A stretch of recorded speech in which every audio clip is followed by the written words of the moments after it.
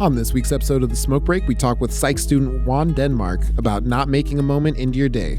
We also talk about what it's like going to school to be a therapist and some of the reasons he did that. Check out The Smoke Break on Shady Pines Radio every Sunday from 9 to 10 a.m. and on Pretty Dope Experience Radio.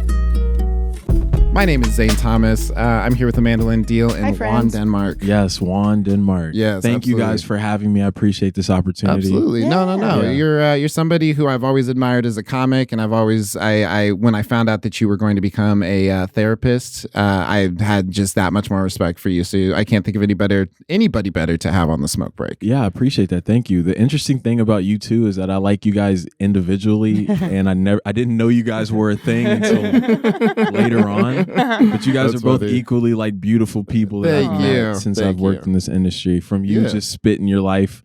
I think the first time I met you, I was on stage and I was like, "Oh crap, there's a dude with a better afro than me." I thought the same exact Yeah. thing. Not surprisingly, I'm And very it was- vain. It was at Amanda's mic I at believe Pizza that. Smizza. So Yep. that was really. Yep. The universe is very interesting. Hey, brings us all back around.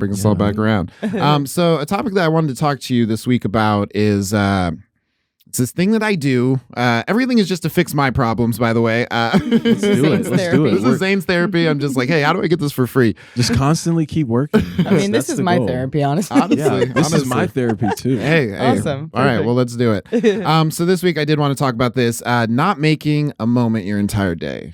Okay. That's something that like I have a really bad habit of doing is something will upset me in a moment. And then like the one of the coolest memes I ever saw was just like, did you have a bad day or did you have a bad 5 minutes that you made into your entire day? Mhm. Oh yeah. I was like, yo, that's... Yeah, I have wrestlings with moments like that as well. Do you work on like internal breathing or I've deep actually been meditative doing that. I've been exercises? doing that a lot recently. Yeah. I wanna shout out Balance. I believe it is. They actually they have a full free year of like meditations and stuff. Oh wow. Yeah, they're just like for Mental Health Awareness Month, which I was like, I thought that was last month. I guess every month is Yeah. Mental Health Awareness Yeah. Month, which is probably fine because I'm constantly aware. But yeah, they have a year subscription for it, so they just dropped that. So I was and here's the best part: they have a black dude narrating it, which.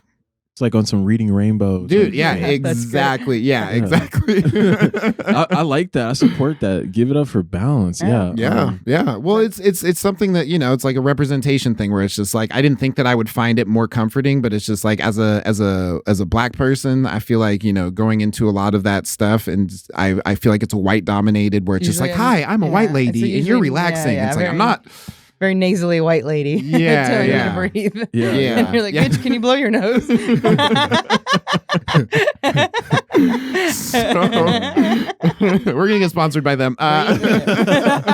Kleenex. Absolutely. Yeah, I mean that's part of the reason I got interested in being a therapist as well, because I do realize that there's not much representation for people that look like us. So Yeah. to kind of jump in that realm and be a flagsman of sorts, Yeah. to kind of ease people into the process of mental health is something that I would love to do and be a Yeah, part no, of. I think that's a really good reason to do it, is because it's like going into it and not seeing people that look like us and being expected to talk to them like they've had our experiences. It's extremely difficult, but we will get there. But I did want to tackle this first one first. So yeah, the whole holding on to a moment, is that something you were talking about deep breathing and stuff like Yeah. that? Something I've been working on. So yeah, there's times where moments are stronger than other moments. Those times I definitely take a longer time to kind of step back from reality. I might even take time to myself and be alone for a while and just get back into my own zen. So I might get into stretching, deep breathing exercises and kind of just release that negative energy, because the last thing I want to do is take someone else's negative energy and then put it back onto someone else who's like an innocent bystander. Yeah, And so exactly. I think that's what we're all doing as a collectives, is maybe even unconsciously doing Yeah, it, but just absolutely. giving away our trauma to other people, Oh, projecting yes. that onto other people. So I always try to focus on not doing that. Yeah, no, I think that's really admirable, is knowing that like if you aren't healed from a situation and you're still like triggered, like you're taking your energy, and it's not even necessarily your energy. It may have been energy that somebody else put onto you, but you're just flashing that right back out to like people who have nothing to do with it. Oh, yeah. And that's yeah. What about you, Amanda? Like, Yeah, we were talking about this earlier, and for me, it's when I feel that feeling of, let's say, like anxiety for something, just be like, why am I anxious? Because I could just feel like anxious all day if I don't address it. So either like shove it aside and be like, I don't want to be anxious, so I'll pretend I'm not. But then there's kind of that like underlying just like tenseness about your day. Or you're like, I feel anxious. I don't want to feel anxious. I want to stop feeling anxious, but I'm anxious and I'm thinking about being anxious. And then it just snowballs into like all day you're not comfortable at all. So either you ignore it or address it and focus on it, but those can both kind of make it worse. So to recognize like, okay, I feel really anxious. Okay, why do I feel anxious? Oh, because I have this show. Okay, why am I anxious about a show? Because this is like a show I've never gone on before and it means a lot to me. Okay, well, why does it mean a lot? Because I want to do good. Well, why do you want to do good? Because I this is what I love to do. Okay, So, yeah. you love to do it. Are you having fun? No, I feel anxious. Okay, well, how can I like remove that anxiety into something or take that energy and make it something that is like positive? Yeah. Because I find that either I ignore it or I focus on it and both don't really actually make it go away. Yeah. Very, very true. Very true. I mean, a tactic for me, I spent time in the military, so I had part of my job was to jump out of airplanes. So every time I would jump out of airplane, I would have an overwhelming amount of anxiety before the plane. I wouldn't even smile or talk to anyone. I would just be in my own deep meditative thought.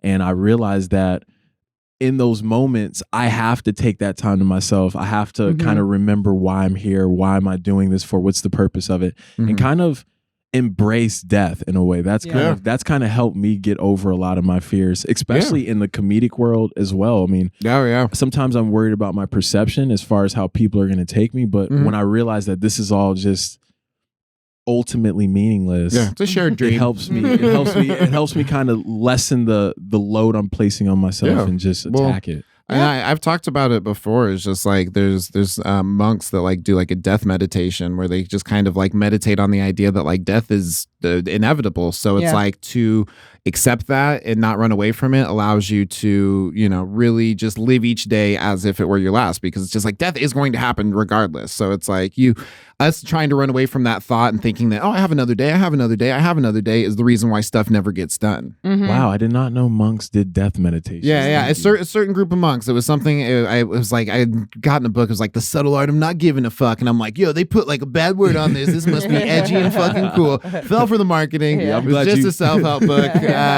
But they had kind of put that at the end, you know, where it was kind of just like, yeah, why do you give a fuck? Like, you're going to die eventually anyways. Like, just... you know, I don't know. I guess it's just something to like kind of keep in the forefront of your mind, you know, like not as something to be afraid of, but something to be aware of. Right. What's your first natural response to one of these moments that you experience? My first natural response is to shut down, get very quiet. Sounds like there's some relativity. Yeah, Amanda might be able to confirm.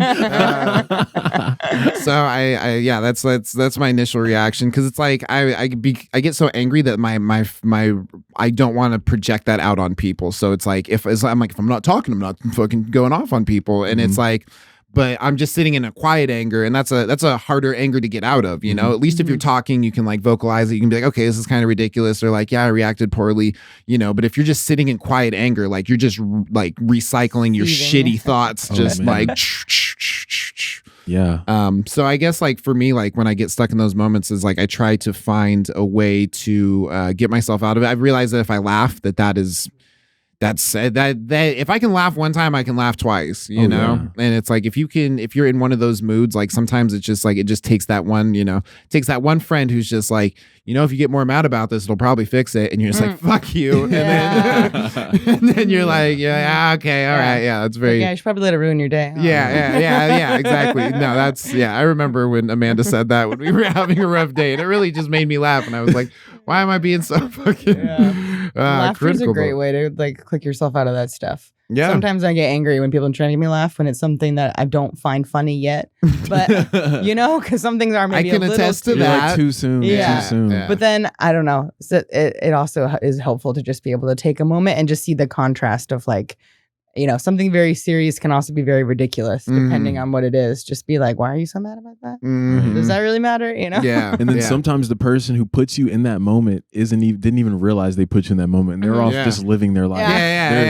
Yeah, exactly. They're at natural grocers or some shit, just chilling, you know what I mean? Looking at bananas. Well, Yeah, I don't know. I try to be that person to other people, like when I'm in Lyft, because it's just like, you know, people hop in and they're just like already just like fucking having a day, and I'm just like, okay, I totally get it. Like that's ground level therapy right there. Yeah, honestly, no, it's a really cool way of thinking about it. But it's just like, you know, like I know what it's like to cross paths with a stranger and like one of your worst moments or just a really bad moment and just being like, man, I have to go to this party and I feel like I'm going to take this with you. And for somebody to take you out of that so you can walk in fresh into a party and just enjoy it, like it makes all the difference, you know? Yeah, man. I mean, I'm glad I was able to kind of understand life and death at such an early age. I mean, both my parents left a lot when I was growing up. They were both in the military. So I was able to kind of feel that pain of people leaving me on a regular basis. So that kind of put a lot of things into perspective as far as appreciating the moments that I have on earth right now. With people. Yeah, with people. I mean, even a close family member of mine that I grew up with actually passed away like 3 days ago. I'm sorry to hear that. It's okay, you know, but it happens, you know? So it's just like, when he passed, I wasn't as upset because I realized that, oh, while he was on earth, I took the time, I took advantage of those moments to let him know how much I care about him, to give him his flowers while he was here. So in a way that kind of released that extra little bit of stress that and like kind of guilt that you have where you're like, I didn't get to say goodbye. Like, you know, if you're constantly like reaching out to people, you know, and making that like a practice of just always being that person that, because everybody, after somebody passes away, that's when everybody's like, I should have. It's like, you should do it now. This person hasn't passed away. When's the last time you called them? Right. You know? This was the first time that I didn't even have those feelings. Yeah, that's cool. It was just like, that's huge. I did everything that I could do, and I felt really good about that. Yeah. And I feel good. I mean, how do you guys conceptualize death? Like, how do you guys look at it personally? That's a good question. Well, I wanted to touch on, I really liked what you said, give them their flowers while they're here, as opposed to just at their grave. I love that. It's just like, give people their flowers while they're here. Yeah. I don't know. Death to me is just like, it's part of life. And I think that the beautiful thing about life is that things don't always really die that might not be here. But like my grandmother, I have pieces of her everywhere and like reminders everywhere. And I don't know if it's like her spirit guiding me or if it's just like there's things that person left ingrained in me that I see them everywhere, whether or not it's like an angel or an entity pointing me to it. It's just like that person made an impact to where I remember them and like cherish them every day. I on my other podcast, Off the Cuff, somebody had said that like we die they're like, I'm a firm believer that we die 2 times. Once when we physically die, and once the last time somebody says our name. And they're like, so I'm very much about like saying people's names and like keeping honoring the memory of them alive. So and I mean, while we're here, we're planting little seeds of our existence on other people. Like we said earlier, with those moments, they're projecting, but we're all projecting in some sense, you know, and it's just, if you're projecting positivity, then that person gets to live their life with that positive note that you left in their back pocket. So that's the goal for me, is to just continue to keep manifesting myself in positive ways to other people. Absolutely. It's just a better universe. So real quick before we wrap this up, what would you say besides like meditation and, you know, just keeping death kind of in the forefront, what would you say would be just a good thing to that helps you just get out of those moods when you're stuck in them? Because I mean, a lot of that stuff is, I know what it's like to try and think that in the moment. So it's like, if I were just in a moment, like what would be the best way to try and feel better? Yeah, so for me personally, I have a routine. I go to the gym 5 days a week. Jesus. And then on Saturdays, That's why you always wear an A shirt. You're just like, you're like, I'm gonna go work out this much. And then on Saturday, I work out. And I feel like that's almost an addiction. You know, we were talking about addiction earlier. I've taken that energy that may have stored negativity, and I put it into something that can bring me a positive result.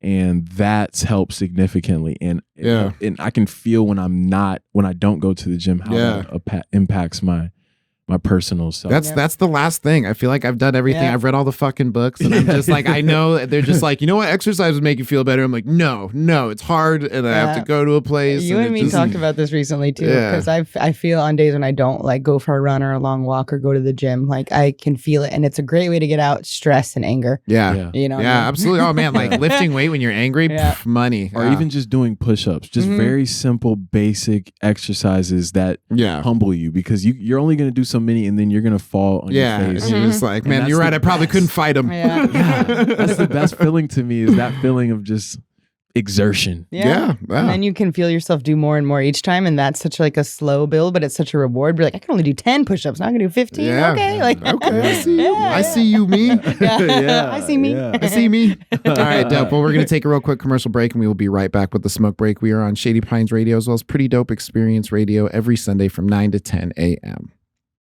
Hey Shady Pines listeners, what you doing Saturday morning? DJ Burrow here to tell you about the Nudie Country Show happening every Saturday 8 to 9 a.m. Pacific time. What the hell was that?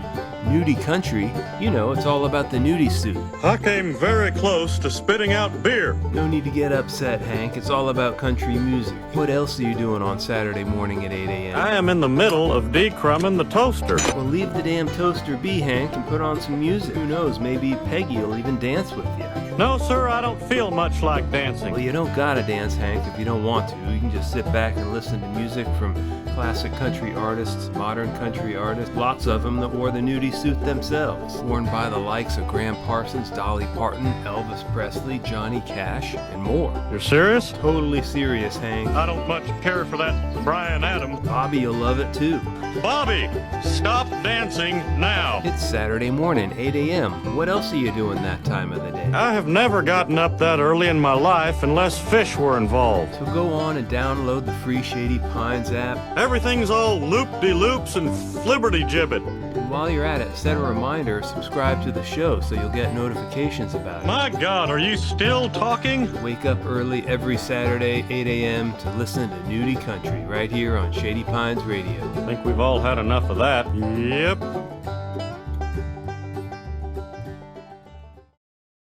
Well, that was just delightful. If you were listening on Shady Pines, it was blast.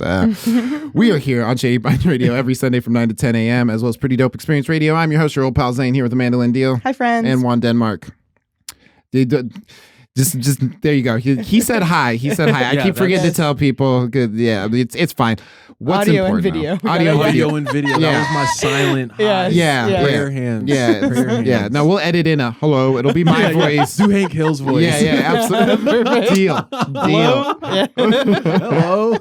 Also, shout out to Craig Doby. The show has some good content. Thanks, Craig. Yeah, Shout out to Craig Doby. Craig Doby's awesome. Oh, absolutely. Craig Doby has some good comments. Okay. Comments, content. I mean, he's a good man. Good man. But yeah, so the next thing I want to talk to you about is wanting to become, and I guess kind of following that path of becoming a therapist. That's something that I've always wanted to do, thus this show. But it's something that, you know, I really enjoy people. I really enjoy just validating people and having them feel heard, because that's something that like I haven't received a lot of. So it's something that like I try to create for other people. Right. So what are some of your reasons for wanting to become a therapist? Okay, so initially I didn't grow up wanting to become a therapist. I think no one does. Yeah. I think the profession of being a therapist called upon me. I think over time I kept having people just feel comfortable consoling their grievances with me. Sure. And they felt like it was a safe space, and I was always able to provide a quality level of feedback. And so that just continued. That started with my family members.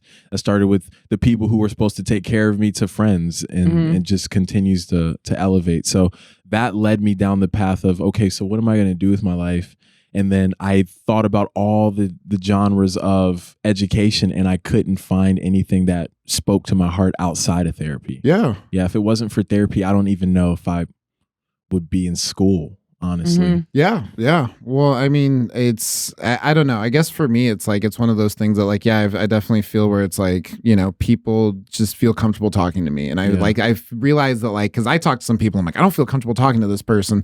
So it's like, I understand that that's not something that everybody can do or a feeling that everybody gives. And it's just like, I don't know. I realize how important it is. Like I've had some bad therapists and having bad therapists, having bad anything makes you want to go be a good that, if you've seen bad comedy, you're like, you know what? I think I'm going to try. But have you had like experiences with therapists in the past where you're just like, that wasn't it, but I think I can do it better? No. So I've never actually had therapy before in my life. Baller. No, I wouldn't say that. I would just say that it hasn't come up yet, but Sure. I'm very open to it. I know that to be a therapist, you have to sit down with a therapist at some point and get diagnosed. So are you hesitant about the diagnosis? So I'm very hesitant. I've learned a lot about therapy as I've been down this road. One of my jobs part-time is a behavioral health therapist. Sure. So I help veterans and stuff. I speak to veterans on a regular basis. Cool.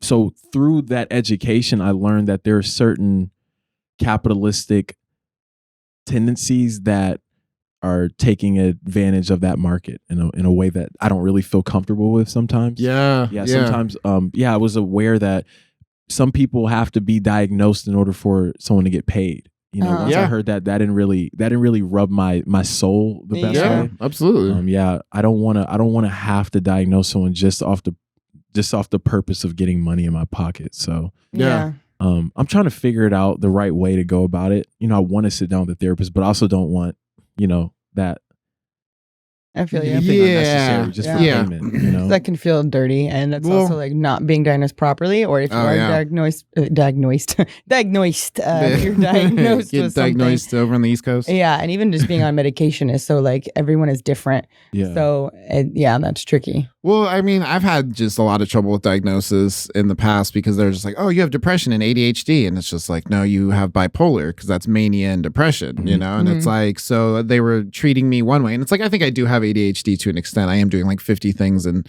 doing none of them well, but I am doing 50 things. But, it's like, I do think that part of it was correct, but because they didn't have the bipolar under control, like I didn't know how to go about it, Right. Like I didn't know that like drinking is a huge no, like because your moods are just like that. So it's like, add some alcohol fire. Add some emotional alcohol fire onto that, and you get Now you're having a good time. They do a blast. Now you grab a mic and tell jokes. Yeah, exactly.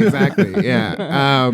But like getting properly diagnosed, allowed me to understand. All right, these are the confines in which I need to work. Like if drinking alcohol is out of the equation, then it's like, okay, cool. I know that like my moods have to be regulated by me. Like they can't be, regulated by substances. They can't be, I don't know. I understand your hesitancy, but I've also had a lot of benefits from it. But getting improperly diagnosed, having bad therapists, that was something that turned me off of therapy. I remember, so like I had gotten busted. I'd gotten busted with meth like 11 years ago. You right? live your raps. Yeah. I support that. Yeah, absolutely. And I'd gotten busted, and I was like, yo, I think like my life's over. But I got offered this opportunity. I'm telling my therapist, I got offered this opportunity to go to China, and they go, yeah, maybe you should just dream a little bit smaller in that way. And I'm just like, okay. And it was like, it's for that to be the person who's supposed to be hyping me up, telling me I can, being the person that's telling me I can't,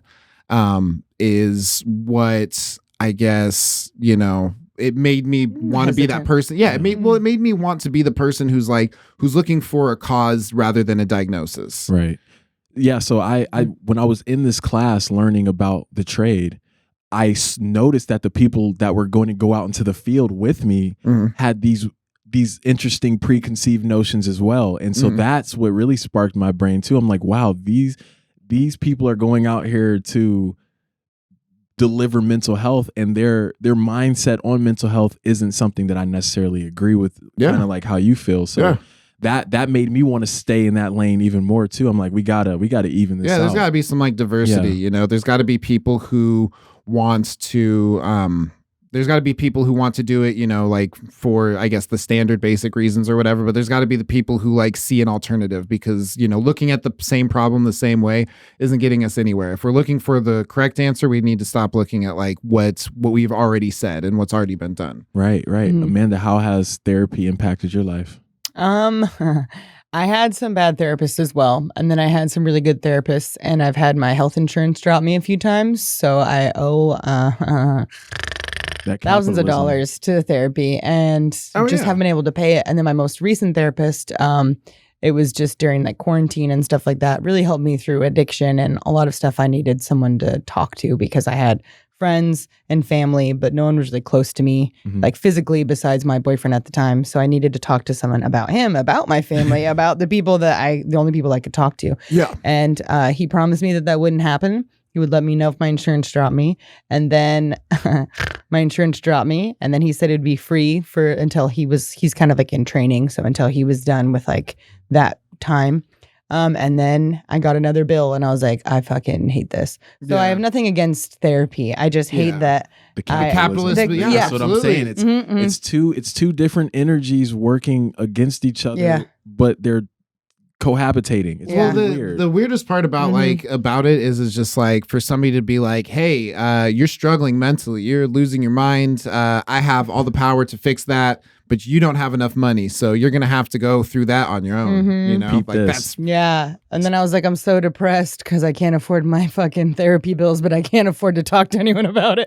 I was just like, what? Interesting. So interesting enough, I was actually reading the DSM-5, which is the book that the psychologists use to diagnose you. So before they give you that diagnosis, they go through this book and check it off. Yeah. And so one of the diagnoses is economic problems, which I laughed at because of how they're working together in this system. Yeah, they're like putting you into economic problems while simultaneously blaming you for having that problem. Exactly, which I thought was so interesting. And it's just like, wow. I mean, I guess that's a part of where we are as a society. You can't just provide help out of the kindness of your heart. There has to be some sort of dollar. Well, I mean, we were even talking about that earlier, where it's just like, man, I would do all of this for free. I'd do comedy for free. I'd do music for free.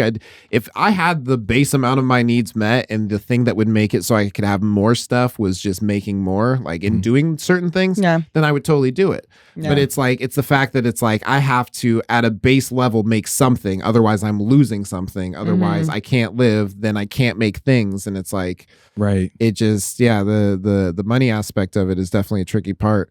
So with like, with wanting to like be a therapist and stuff like that, what's like, do you have like a history of like dealing with people that were dealing with mental health, or was it something that you dealt with that you're like, I want to deal with this in myself, or is it what was kind of that?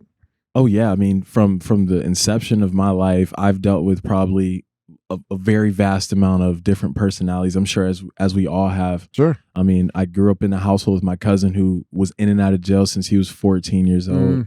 My dad went through extreme stress. He was a drill sergeant in the military, so you can just imagine. My uncle was a drill sergeant. Yeah, man, those dudes can yell. That level of intensity that he went through.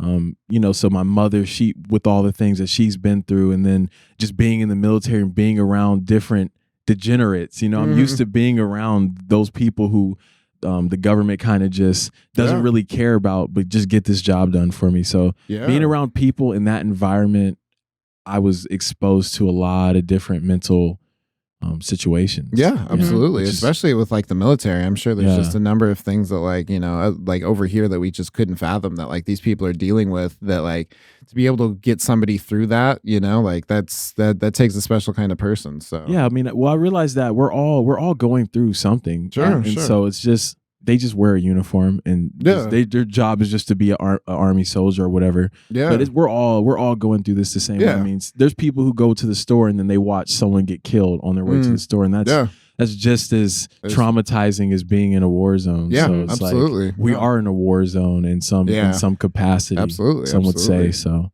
Yeah, no, I think that, that also just takes like a lot of compassion to see like those problems as not bigger, but like as, problems, like it's not about like whose trauma is worse or who's, it's like this competition of like who's hurting more is like it really just takes away from the fact that we're all hurting. Exactly. So is your goal in therapy, this is a collaborative question, to rid yourself of all trauma or just learn how to live with it? I don't think ridding it is possible. So I think just finding a way to, live with it and move past it and not hold on to those certain things where, like I said, where a moment becomes, and that moment in any sense, where it's just like a moment becomes either a day or a lifetime, like, trying to get past that, where it's like, I experienced something, it can be bad in the moment, but like the person that I am or become after that, like I don't want to just be carrying this and projecting it outwards and just holding on to it. So yeah. What about you, Amanda? Yeah, I don't know if you can ever fully get rid of trauma, but I think that you can learn how to cope with it. And I think like just with anything, you can replace things as well. So you can have traumatic things happen to you. I can have new traumatic things happen. But I mean, you can replace it with more positive, like focus and other things that are like not traumatic, but like influential that are positive. Yeah. So you're never going to fully get rid of it. But I mean, if you're creating more good moments than you had bad moments. Yeah, then they're not going to be at the forefront of your mind. So it's almost like learning to cope with it if it comes back or if it's still there, but also learning how to like change your focus and your shift onto things that you can focus on that are more healthy and beneficial. Awesome. Yeah, perfect. Sounds good. All right, we're going to take a real quick commercial break and we'll be right back with the Smoke Break. We're here on Shady Pines Radio every Sunday from 9 to 10 a.m. as well as Pretty Dope Experience Radio. Patches, come here, boy. I love Patches, and that's why I love Patch Dog. Hey, Dad, were you calling me? No, I was calling the dog Patches. Yes, Father? Oh, not you, honey. Patch Dog makes custom iron-on embroidery patches. I can give them my design, and in a couple weeks, I've got custom patches. They can be of my daughter Patches, my son Patches Jr., or even my dog Patches. Yes, dear. No, that's Patches, my wife. I'm just making a commercial. And because Patch Dog loves you so much, use the code SPR10 for a 10% discount. Yay. And you know they've got that free domestic shipping. For more information, check out patch.dog and fall in love with patches like me. Did you Yes, call me? dear. No, I'm making a commercial for Patch Dog. Patch Dog.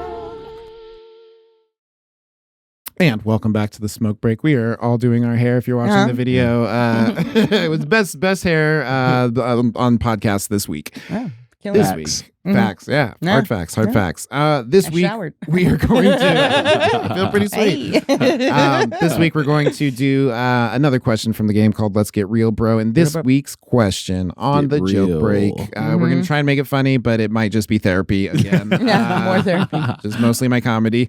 How do you feel the current culture views you as a man, and how does that affect you? So I guess we'll switch that over for gender. Sure. But yeah, how do you feel the current culture views you as a man? And how does What's that the affect parenthesis you? say at the bottom? Feel free to bring in other identities, race, ability, sexual preference, etc. Okay. How does society view you as a As a man. As Do a you man. want How does society view me as a man? or we could just say a black man. Wow, Let's get black super man. specific. Yeah. Really So alienate some people.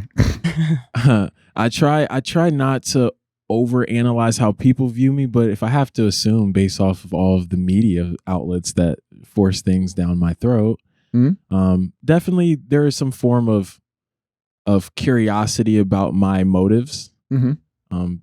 People are definitely skeptic Sure. of what it is that I am bringing. So Yeah. I definitely can feel that energy when I'm in public sometimes. Yeah. And so I try to be wary of that, which Yeah. is the empath in me rather than just living just comfortably. Yeah. Just being I'm like, always- feel how you feel. Yeah, I'm always thinking about someone else's 100%. perspective. Yeah. So I do tend to give off even more of a positive energy just so Sure. that people feel even more comfortable Yeah. with my presence. So Yeah.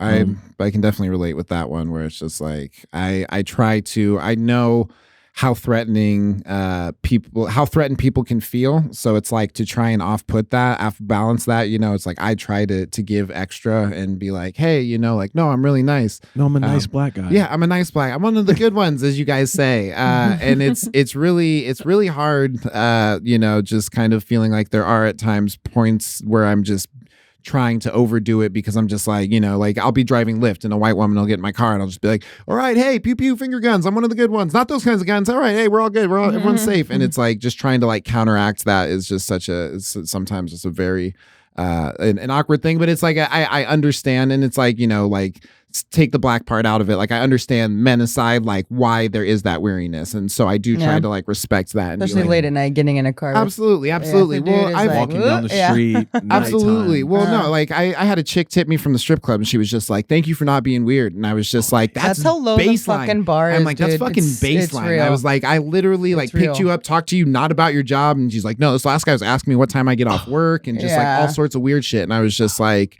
So you're a stripper, huh? It's like, ew, we don't have to talk about that. I'm off work. Yeah, no shit. The bar's so fucking low, you could carry it like a suitcase. So yeah, I definitely like I understand why there is that perception, and like, you know, the things that we kind of have to do to counteract that, but you know, but like putting the black back into it, it does feel, you know, kind of like, hey, I'm trying to make, you know, just not white women or women in general, but like white men comfortable, where they're just like, oh, okay, he's not gonna hurt, you know. It's like, why am I trying to make you comfortable? Why can't I just be me, you know? Right. Which is still pretty comforting, you know. It's not like I'm this huge like gangster dude when I'm like not around white people trying to sup, motherfucker.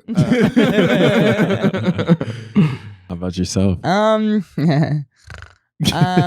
know that I make a lot of men uncomfortable. So Good. I'm flipping the script on these bitches. Yeah. Thank you. Yeah, Hell you. yeah. No, absolutely. I mean, even just like not caring about how I look that much. And so, sometimes it feels like an act of rebellion, but also it's like what makes me comfortable. Other people are not used to that. Like, oh, you don't wear makeup. Oh, you don't shave. Like, aren't you supposed to try and look a certain way? It's like, I don't give a fuck. Also, I think being yourself is a good people filter. Yeah. So some people are going to have preconceived notions of you in general. And I'm also an empath too. So it's like, I don't want people to feel uncomfortable unless it's a dude. Then I don't care. I'll be honest. I kind of lean into that one. I don't know. I think people perceive me sometimes as being difficult because I'm not going to adjust to other things. But I think that other people might perceive that as like, oh, this person knows who they are and they don't want to be not themselves. So I don't know. I guess people probably. How do you see as like the perception of women, like in culture? What do you mean? As a woman, how am I perceived? Or how do you feel the current culture views you as a woman? Not very ladylike one. Not very ladylike one. Okay, fair enough. You wear it well. You continue the route that you're on. Thank you. It looks good. That is inspiring. It is. It's like I think we talked about it on another episode, but being yourself is it inspires other people to be themselves. Yeah. You know, and like you've always been somebody who just, you know, like since the first time you told a crowd of people to suck your dick, I was like, this person is living their best life, and on the days that they're not, they're telling the world to suck their dick. So it's cool. It's you being you is definitely inspiring. But we're here to give flowers today. Yeah, absolutely. If anything happens to any of us, we all said the nice things about each other. But so how do you feel the current culture views you as a man? So yeah, I mean, that's the thing, especially because I'm single. So going on dates with people, you're so conscious of all the weird dude experiences they've been through.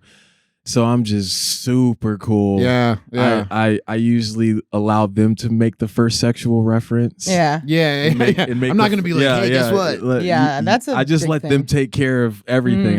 Honestly, I allow them to drive the boat. You know. Yeah, absolutely. No, I think that's like a really good, just kind of like barometer. Is just like you know, it's like you know where where your comfort level is, so let them meet you at your comfort level instead of meeting you at theirs. You know, or at least clarifying what the comfort level is. It's just like, hey, is it cool if we, you know, and just consent, or just let like women make the first move. I think. I think that's great. Amanda made the first move with me, and that's the only reason we dated. So. I prefer that though, because I hate that pressure of dudes just like, so are we gonna fuck or what? It's like, ew, no. Yeah. Well, now we're not. Even if I thought about it 10 minutes ago. Had it been my idea, then yes. Yeah. I'm the one who tells us when we're gonna. Word. I was telling someone the other day, I was like, the days of like me doing the sexy face kiss grab is over. Those days are over. Yeah. Well, it's like, I feel like media was the reason that like a lot of that stuff was just like, it was confusing. You know, it was like, it seemed romantic. And I guess it was if you're into them, but if not, it was weird. But then it's like, well, either way, it's still kind of like.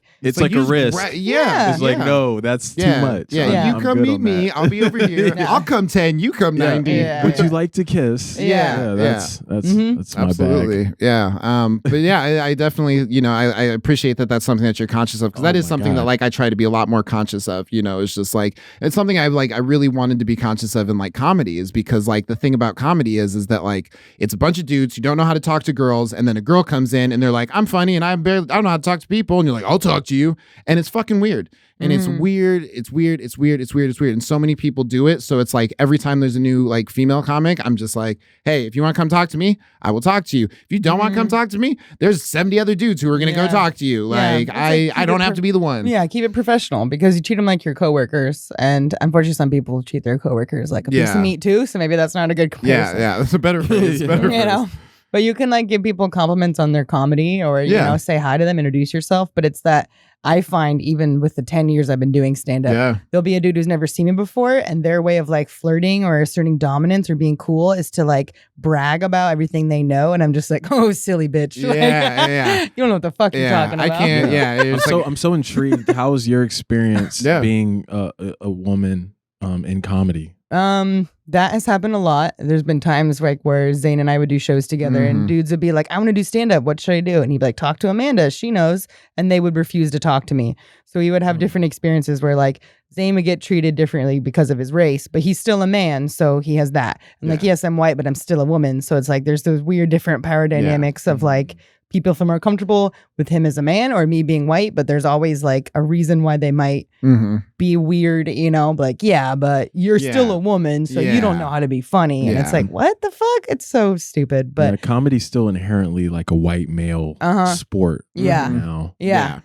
And so like they'd rather talk to Zane because he's a dude. I don't know shit. Than me because I'm a woman. But like, I don't know. It's interesting.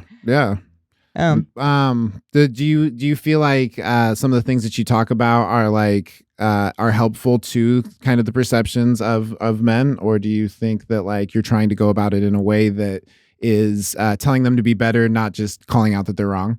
Yeah, I mean, I want my comedy to be for like everybody, but I don't really care if men are offended because they're kind of telling on themselves. So it's like I'm making fun of toxic masculinity. Exactly. I'm not saying that like men are terrible. I'm just saying toxic men are terrible. How we're taught to behave is very silly and stupid. If I can make it silly, then that's funny. But if that makes people offended, then they're still toxic. So it's like if a dude can laugh at me making fun of shitty dudes, I'm like, cool, you get it. Yeah, exactly. But some guys like, I fucking hate you. And it's like, hold on, you probably yourself. still suck then. Yeah.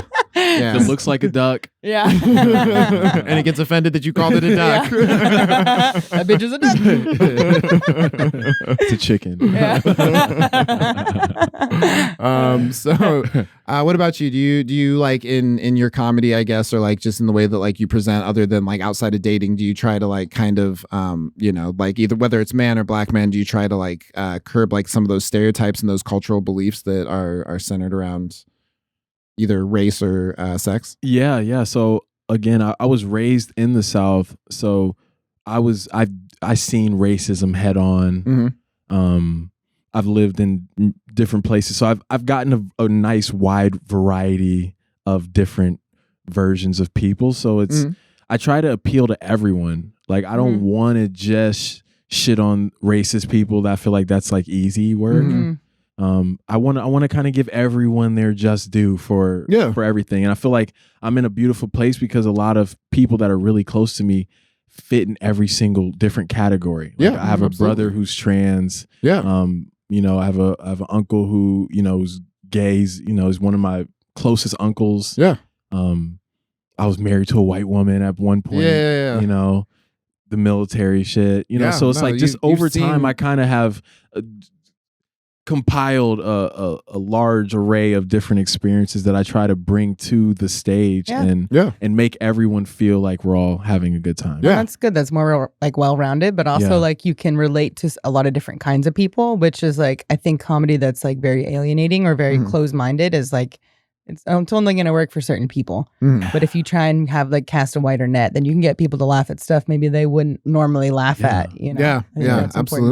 absolutely. I think that, you know, kind of, I don't know, I guess like setting up like an expectation where it's like people think that like, you know, that you're just trashing on the thing, but it's just like, no, I'm trying to bring an informed view to it, you know, Yeah. because it's like, I don't know, like, what was it? I'd had like some goofy, do you remember the joke about the dogs?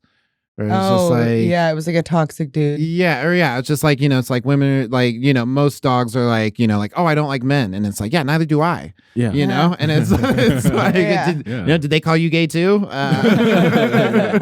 It's just basically, But it's also true because no one says like, "Oh, my dog's afraid of women." And Yeah, that exactly. part to me is so Yeah, funny because exactly. it's like, yeah, that is a thing. People are just like, "Oh yeah, my dog's my traumatized dog's, by angry, violent men." Yeah. It's like we should Yeah. probably stop scaring these sweet ass dogs. yeah, no And shit, women, though. you know, everyone else. But like, damn, Yeah. even dogs are picking up on this shit. Like, Yeah, for real. No, honestly. All right, well, we're going to take a real quick commercial break, and we'll be right back with a smoke break. We're here every Sunday from 9 to 10 a.m. on Shady Pines Radio, as well as Pretty Dope Experience Radio. We captured the taste and sound, only here on Open Country.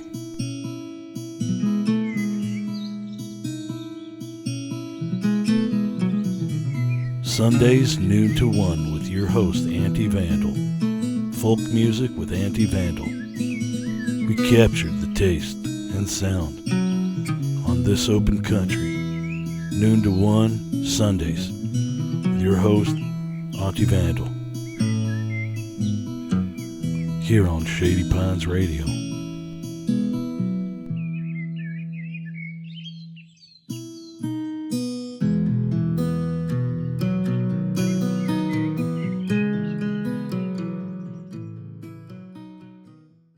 Do. Hey, welcome back to the Smoke Break. We're here every Sunday from 9 to 10 a.m. on Shady Pines Radio. I'm your host, your old pal Zane, here with Amanda Lynn Deal. hi friends. And Juan Denmark. Hello. Yo, there we go. Hey, we did it. We did it. Third time's a charm. Yeah. Third time. So this is one of my favorite parts of the smoke break. And if you've ever been near me while I was outside smoking, I will ask you the question, what are you excited for? Outside of this pre-roll that's in my ear, I'm Honest. excited to get on my bike today. Okay. Nice. Oh. Yeah, I just started riding bicycle probably like 3 weeks ago. I got it fixed. Mhm. The first couple times I rode it, I was in the naked bike ride. The first, For the that's how first you time. christened it. Yeah, I christened it. Yeah, so no one should ever want to get on my bike. Yeah, not even on the handlebars, honestly. yeah, it's not a safe place. It's seasoned. Yeah, I love it. Seasoned.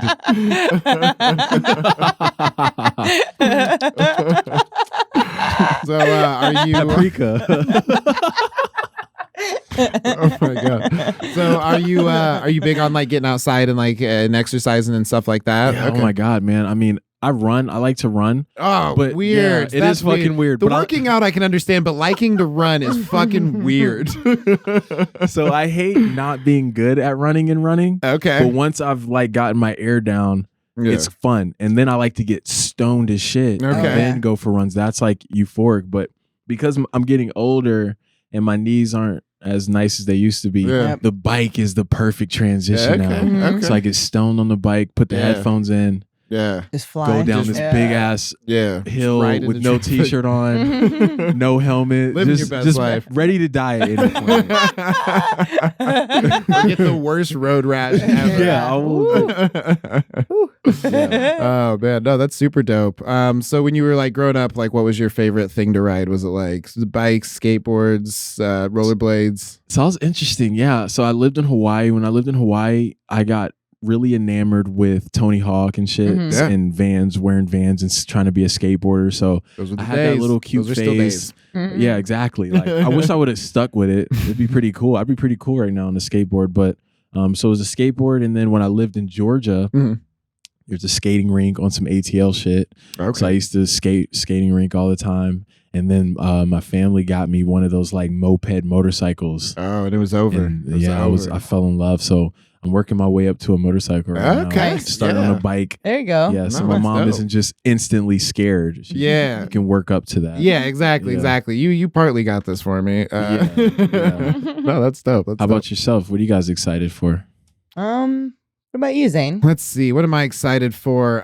Let's see. So tonight I'm doing another interview. Hell yeah. Yeah, I'm doing it. I'm going to be at the Star Awards, which is like a hip hop show where they're giving out some awards, and yeah. I'm pretty excited for it.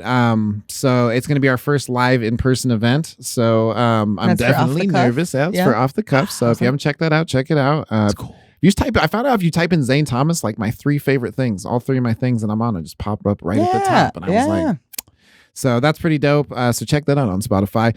So we're doing that. Off the Cuff is it's a project that I really enjoy. I get to like scratch another itch where it's like, we talk about mental health on here. But I talk about mental health all the time, and I'm fucking sick of it. So I'd love to talk about some music, and then they're just like, I made this because I'm sad, and I'm like, fuck. So right back where we started.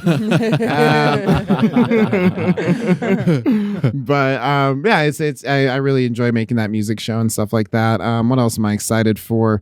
I'm starting to get caught up on money. That's been a big one. And I don't even know if I'm getting caught up, but I think I'm less behind. And that is close enough for me right now.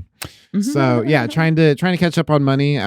Nobody told me that when I became a Lyft driver that I would not only be my own boss, but my own worst employee. So that's been an experience. Zane, where the fuck are you at? Yeah, for real. I'm just like, I woke up late. Also, I got stoned and started texting myself. I'm on the way to work right now. Yeah, I got stuck in traffic. Yeah, for real. Your job is traffic, nigga. What are you doing? Oh my god. Yeah, that's what I've been working on is trying to get my money right. Hell yeah. So yeah, I'm excited about that. I'm excited about trying to go to school for psych, because it's something I've always wanted to do. It's something I've really just like had like a huge passion for. Like my mom was afflicted by mental illness like ever since I was very young, and that's where I like got a lot of my like wanting to make people laugh, as I was seeing like one of the most depressed people in my life constantly sad, but I knew that if I said something that could get them out of it, that they just even a chuckle, even if it was one chuckle that day, that was one more chuckle than they would have had the entire day. And being able to do that for her, it's made it so that like I have a lot of compassion when I see somebody hurting. It's not a thing that I like to see people do. And I know, very Peter Parker, like, like if you have the ability to help get somebody out of that, like, why not do it? Yeah. Great power. Great responsibility. Yep. All right, Amanda, what are you excited for? I'm excited for, I did some mushrooms the other night, and it was exactly what I needed for my brain. And just to be able to like laugh and feel silly, and just like a lot of stress kind of like melted off. And I was like, man, I wish I could feel this way forever. And then that's always kind of hard when you have like a really good experience, whether it's like just hanging out with friends or, drugs are involved. The next day you might be like, oh, I wish I could feel that way.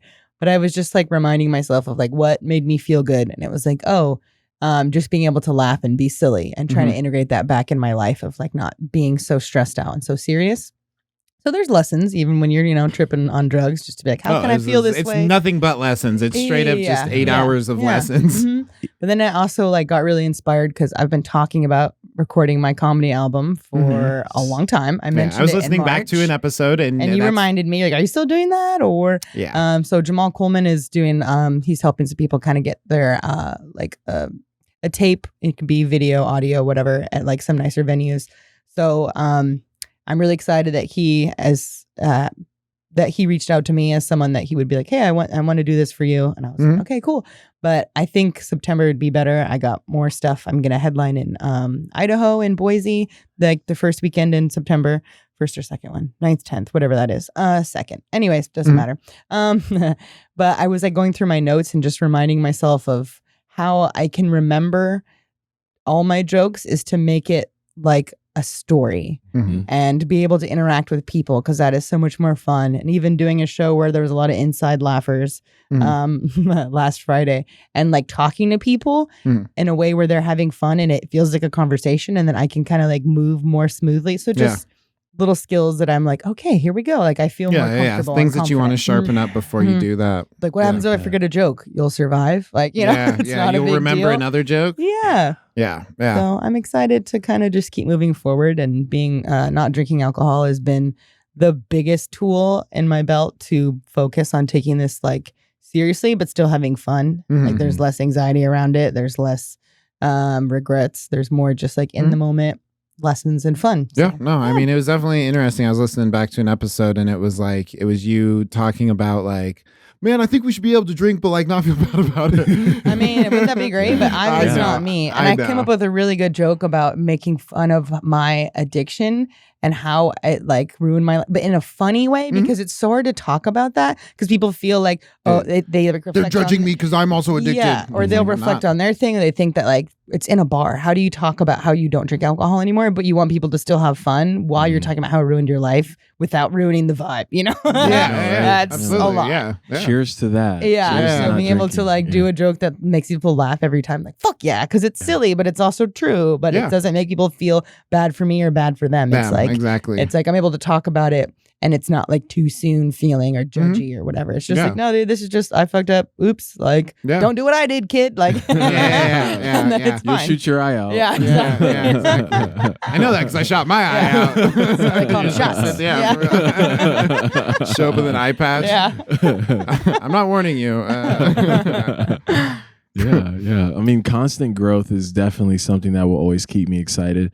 The goal for me is just to continue to keep pounding away at my vision. And I feel like everything I've done up to this point has felt very natural and comfortable, just even in how I connected with you guys individually. And now we're on a podcast talking to each other, which is, so I feel like my life is just going the right way. And as long as I stay on the path that feels truest to my purpose and myself, I'm just going to keep getting repaid for it. And so that's what I'm excited for, is just definitely. the universe is in abundance. Yeah, absolutely. I think that that's something that like we don't think about. With everything is just like that's probably like my biggest problem with like a lot of entertainment is it's like if you see somebody, a lot of people see somebody get something, and instead of being like that's awesome, good for them, they're like that means that I can't have it now. And it's like why? Silly. Why are we like this? Why? silly. Stop. Like, Do you see that in comedy? Oh yeah, and Chicago was like that. The very more like a lot more competitive and less community. Portland is a lot more community, but also I've made it part of like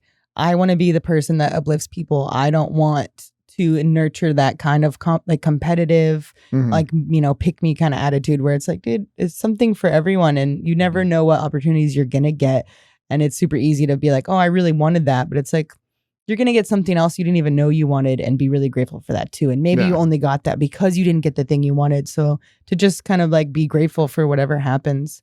And I got offered a chance to teach some comedy classes, which is something I've thought about for a really long time. Yeah. And like there's a couple of things in my life that I wish I had, but I wouldn't have been able to been offered this opportunity had things not gone exactly how they went, whether I wanted that or this not. would have been a cool thing had you gotten it sooner, but you didn't get it sooner, and you also didn't have the same thing. I probably wasn't ready either if I was drinking and partying and being a dumbass. Like, how can I teach you? Like, this is how you're good at comedy. Don't be a fucking idiot. Like, and they're like, this bitch is a has-been, you know? Or people to be like, wow, they're thriving and they have community, not like this person's upset and jaded and a fucking asshole. Because I've had comedy teachers like that where I'm like, bitch, maybe you should not teach because it feels like you're real pissed off.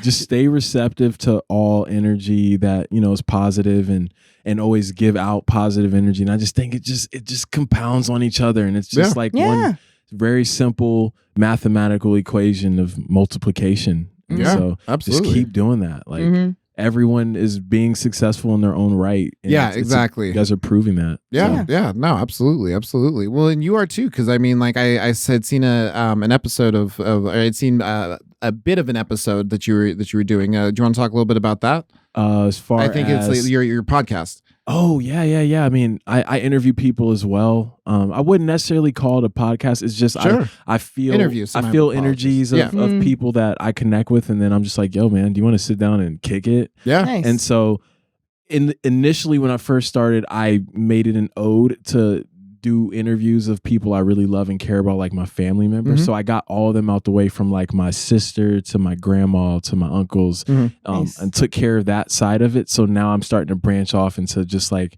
people that I meet and in regular day. And so that's the thing. I just want to continue to span my horizon of connections. And Absolutely. No. if I feel good energy, I want to bring light to that. Yeah, well, I mean, you definitely like just understanding that there's like a story that every person has to share, you know, and like all they need is ask the right questions. Like that's a big philosophy of like why I do this, is because it's like I feel like everybody has these their own individual experiences that like nobody really thinks to share because nobody asks them, you know, and you feel out of place if somebody doesn't ask you. You're just like, oh, hey, this is what I think about mental health. It's like nobody asked you, but it's like if somebody asks you, it's like, I guess maybe I might have a perspective that somebody else doesn't, because I tried this, it didn't work, tried this and it did. Right. Yeah. And there's a when I was in that mental health class, one of the suggestions that they suggest for people getting into that industry is to conduct interviews on camera. That's actually very beneficial for the profession. Sure. I'll just throw them that and then just be like, hire me. I've already done my hours. This podcast has been an hour. So I mean, by the time you get into a room with a legitimate client, you've had so many repetitions. That's very true. So the open mic of therapy. This is the open mic of therapy. Heck yeah. All right. Well, thank you for tuning into the open mic of therapy. I've been your host, Zane Thomas, here with Amanda Lintiel. Bye, friends. Juan Denmark. Thank you guys so much, and we will see you next time.